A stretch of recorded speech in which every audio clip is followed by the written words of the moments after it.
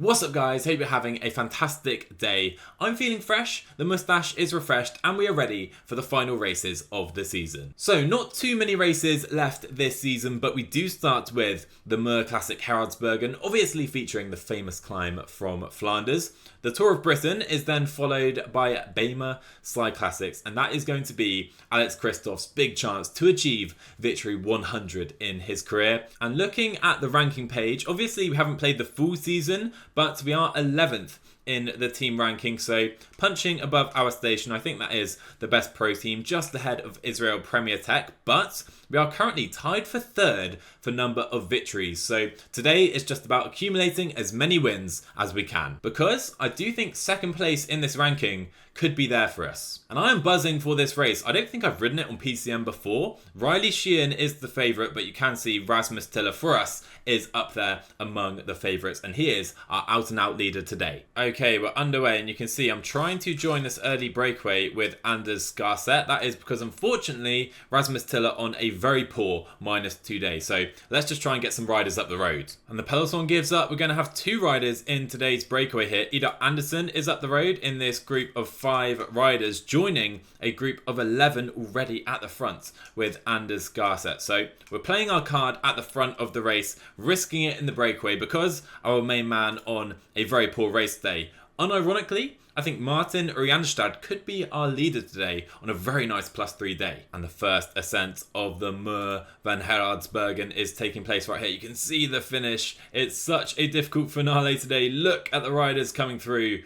Boy, oh boy, this is going to be fun. Okay, 96k to go, and we have a plethora of riders trying to bridge to the front of the race. These are kind of secondary favourites. Hubart's a very talented rider trying to get to the front. We still have our 2 riders here. And Israel are playing it so calm on the front. They're still here, just controlling on the front of the peloton, because I'm not sure if you can call it the peloton. There's going to be about 25 riders at the front of this race right now. So the peloton coming dangerously close to the back of that breakaway, and I wonder if we should try and bridge with Tiller and Urianstad. Okay, on to the Muur van Haraldsbergen we go, and our guys Tiller and Urianstad are going to try and come to the front here. Let's see if Tiller can get in the wheel of his teammate, and he punctures.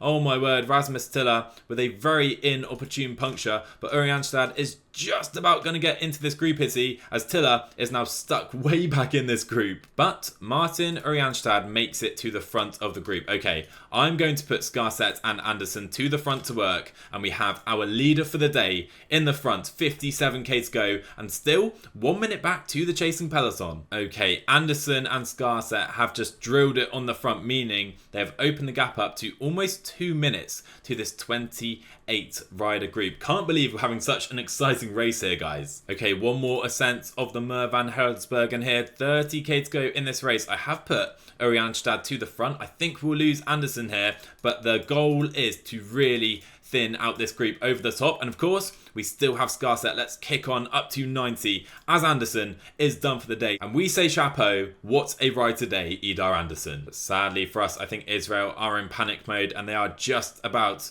going to bridge this gap here unless Skarset can maybe up it to 90. Urianstad in this group, and there you go, the bridge has been made at last, but only 46 riders here. So tactics wise, I think we're just going to sit in for now with Skarset helping Urianstad and see what happens on this next climb, and then we're heading into the Muur van Haraldsbergen for the final sprint to the line. So Riley Sheehan puts in a massive attack in this descent, and Florian Vermeersch is following. Let's position Urianstad to potentially bridge this gap. Look at the swarm of Total riders. They're all over this race, but here you can see Tadej putting in a big move, and we need to follow right here with Urianstad, and we try, but Riley Sheehan kicks. We come over the top of Tadej. What a ride by Urianstad here today.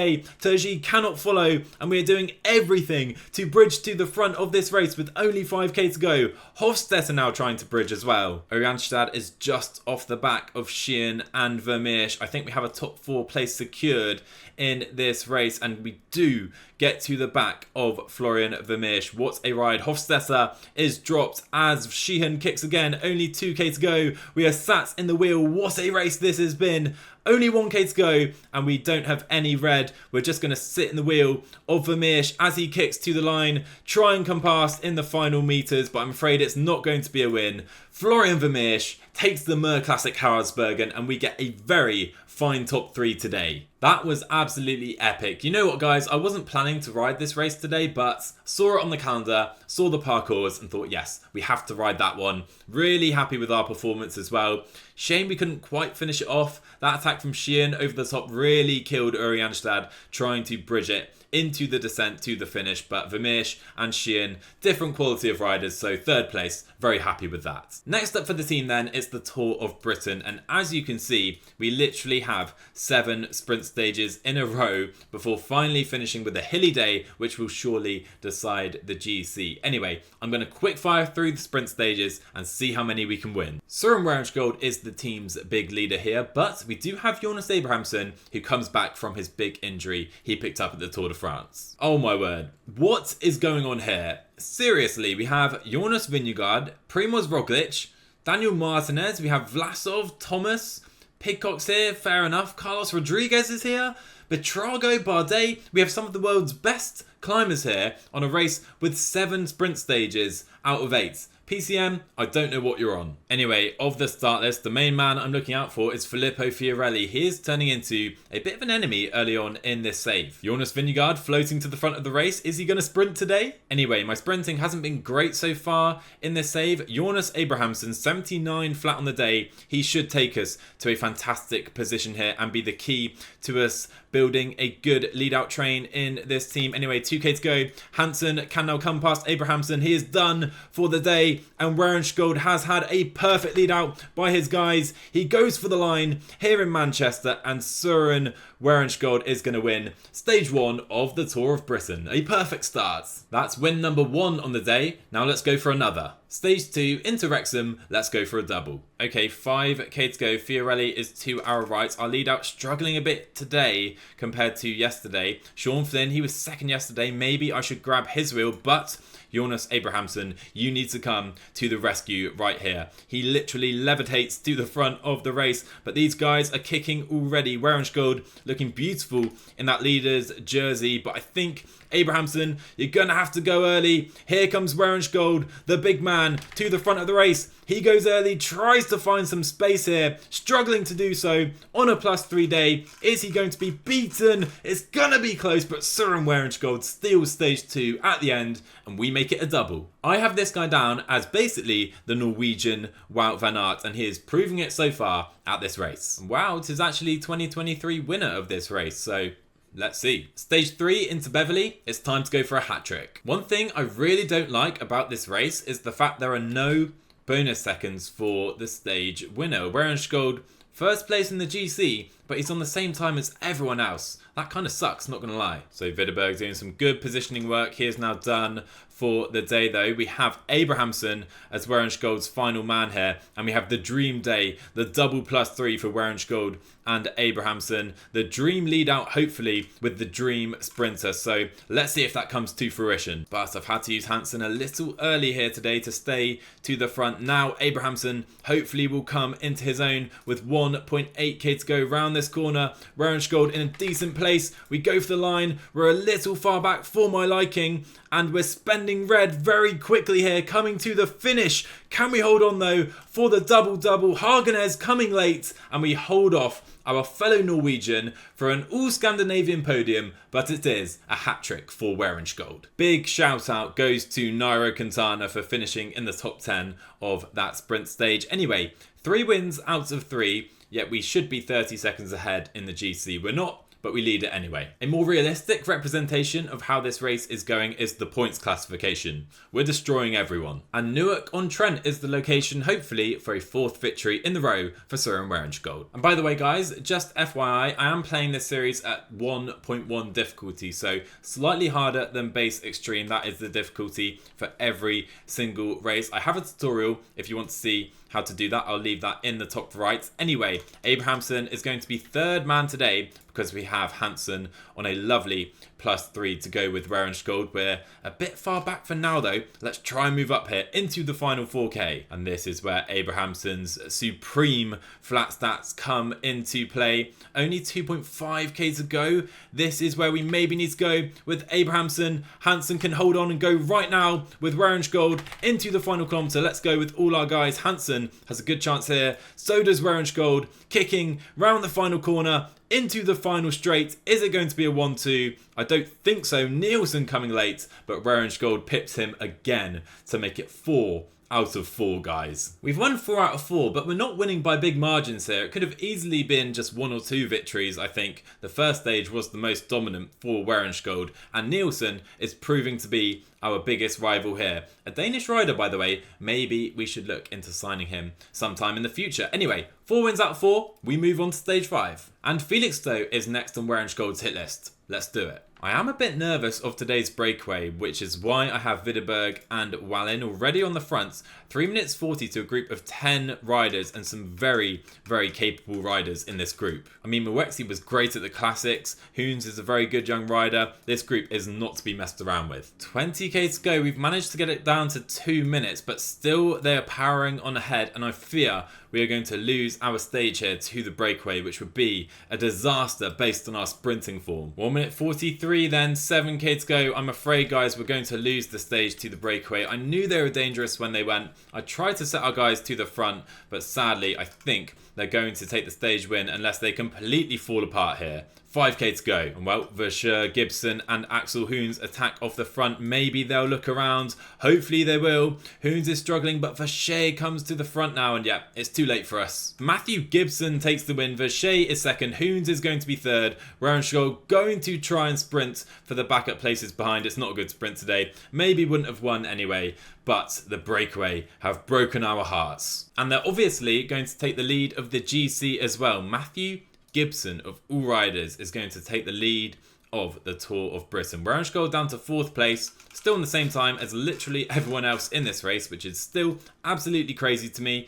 But we take over that points jersey, so we're going to wear that tomorrow. I feel like it's revenge season, and Rauenschol is bouncing back today in Harlow. So frustratingly, we've had a puncture here. Abrahamsen now trying to get back to the front, but struggling to do so for now. I think we're going to have to go without him here. Okay, 3.5k to go. We have DSM and Sean Flynn in a fantastic position here. Here comes Nielsen, our main rival from this race. Hansen, we're in a terrible place here. Rauenschol, try to follow your lead out man, but he's not able to, and Rauenschol is not going to take victory today. He is surely 2 blocks in, coming back late, but we are absolutely nowhere, and it is going to be Zanancello, I think, just beating Fouché and Pidcock third. Quickly learning that we're not unbeatable at this race. Only 15th today, just completely out of position without the man Abrahamsen to help us out, but we still dominate the points classification. Okay, this time it's revenge season for real, and Rauenschol is going to get that win in Gloucester. It's probably his final chance of the race. But honestly, looking at this finale today, I wonder if it could be Abrahamsen's season. Maybe Rauenschol's season is over and Abrahamsen has a +3 day again. Rauenschol's fitness peak has now ended, so I wonder, do we try and go on the attack with our best attacker? I mean, surely if we don't, the likes of Vingegaard are very bored by now and will go on the attack themselves. We are lining things out on the front, and there is panic in the peloton right now as Nielsen wasting his energy going for that sprint. We have the jersey, my man. So we've been lining things out as best we can, and there you go. Jai Hindley is on the attack. We finally have a chance for the climbers here to do something. Okay, Abrahamsen, try and set your own tempo for now.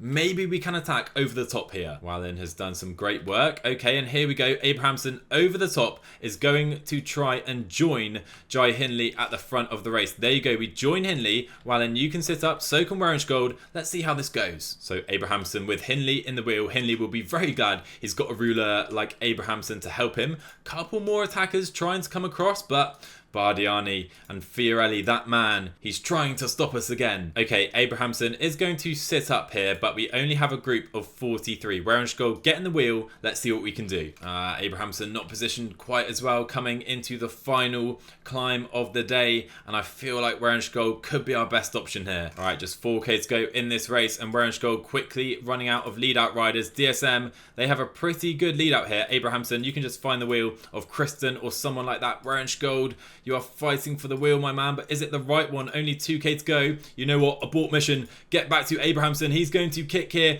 into the finale. Werensch goal kick as well. And we've screwed up, I think, the chance to make it victory number 5 of the race. Unless we can come round Brittany so late. But no, it is going to be the young Italian winning. And Werensch gold only 5th place. Disappointing. Well, it's absolutely been a race of 2 halves so far, hasn't it? But maybe we can turn it around on the final stage. Before that though, we've pretty much secured the points jersey, and Matthew Gibson looks like he could hold on to win this race. Habits is a bit of a better climber, Vershare a much better rider, but Gibson, that 63 hill could be important, because we round out the race with the Welsh hills, and I wonder if the likes of Pidcock, Roglic and Vingegaard, they've been waiting for this stage. Surely they can displace Matthew Gibson. It's going to be interesting. When I sat down to record this episode, I definitely didn't think I'd be saying, can Matthew Gibson hold off the likes of Jonas Vingegaard and Primož Roglic? Theodore Storm is riding on the front for Ineos. I think he's only 19. A classics rider of the future. I've got my eye on Toussaint at some point in the save. Alright, we're coming up to the first of 2 ascents of the final climb. The breakaway are not going to win today, and Abrahamson being positioned nicely. Werensch gold as well. We're in a great position as we hit the slopes, and what percentage do we hit here? 14, 15, 16% right now. Anyway, over the top of this climb, it's Matteo Jorgensen lighting it up for Visma. We are still here for Abrahamson. I would quite like to join him. Werensch gold doing a good job as well today, but Jorgensen is caught. Do I counter here with Abrahamson? Not quite sure how to play it. You know what? This is our strength. And here we go. Jonas Abrahamson on the attack on the flat section after the difficult climb. And who can follow?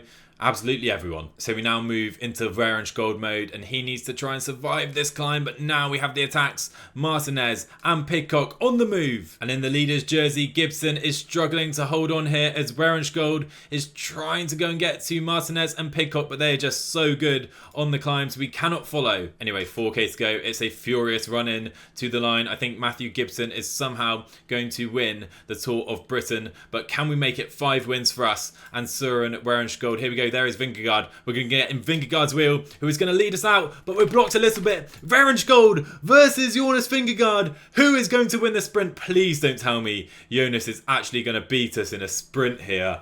Oh my word. Oh, it's the worst result possible. This officially goes down as the weirdest race I have ever ridden on Pro Cycling Manager. Honestly, what was going on here? Vingegaard beats Werensch gold in a sprint? What is Vingegaard even doing here? No idea. Anyway, it was a real race of 2 halves. We won the first half of the race, winning every single stage, and then failed to win in the final half. Anyway, we take home the points jersey, and poor old Matthew Gibson loses out. He just got dropped at the end, and Jordan Habets, one of the outsiders of the century, beats Werensch gold, Pidcock, Roglic and Vingegaard to win the Tour of Britain. Anyway, let's move on quickly because it's Alex Kristoff and hopefully career victory 100 time. He heads to the Bemer cyclassics with Tord Gudmestad as his lead out man, but it's going to be tough because Wout van Aert is here, Mads Pedersen is here, Van der Poel and Philipsen are here, the lead out duo from Alpecin, and you can never rule out Tadej Pogacar. So we're just going up the Weserberg climb. That's Sverchek on the front. Pogacar is close though, and you can see it's a very difficult climb for only 0.7 kilometers, but 9.3% up to almost 14%. Takes place 5 times later on, so we need to be very aware and stay to the front. And honestly, after seeing Pogacar at the World Championships, I fear for what he is scheming today. We've only got 70k to go, so he's probably going to attack any time now. They are absolutely lighting it up on this climb. Quieto to the front. Let's go to 90 with Kristoff. Just try and stay here. Philipsen is right up there as well. We're in a pretty good position though, but there are gonna be splits today for sure, including poor Mark Cavendish out the back.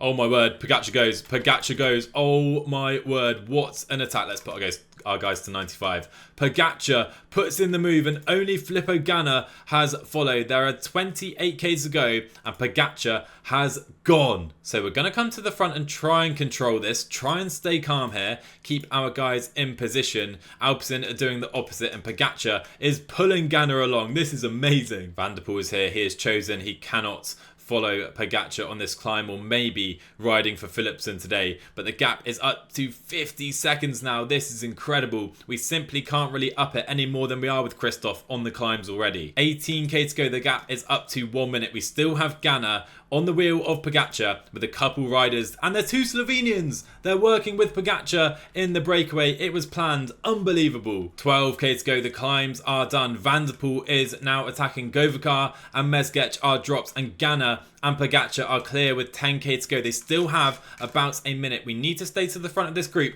and we have 5 riders here with Holter and Urianstad on the front. They can work at 90 maybe. Houligaard, come to the front. Gudmestad, get on the wheel of your teammate. Attack's going off here, but I think our best strategy is just to try and pace Pogacar in.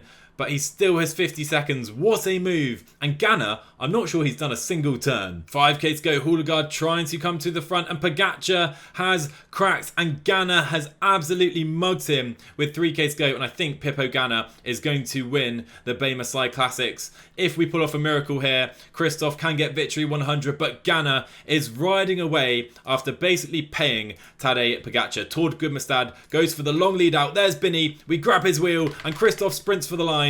But up the road, Pippo Ganna is going to win the Bemer cyclassics. We couldn't win it in a sprint anyway. That was Malia in 2nd place. Only 7th place for us. But what a race. Oh my word, that was absolutely awesome. Absolutely loved that. Tadej Pogacar putting in the massive move, and he actually cracked today. And Pippo Ganna is the man who baited him into carrying him all the way to the line. And for Kristoff, hopefully victory 100 is coming very soon. And today's antics now puts us into 3rd place in the victory charts, only 3 behind Visma, and to finish in the top 3 would be pretty awesome, even though we're still 1 win behind Tadej Pogacar. Plenty of racing covered today, and in the next one we'll be taking on the European Championships and Montreal, Quebec. Cannot wait for those races because Johannesson has been targeting those Canadian Classics. And who knows, maybe another European Championships will be the ticket to Kristoff's 100 victories. Anyway, that's all for today, guys. Hope you enjoyed the episode. Let me know what you thought down in the comments below. Hit subscribe as well if you're new, as always, and drop a like while you're down there. Really helps out the channel, and I'll see you guys in the next one.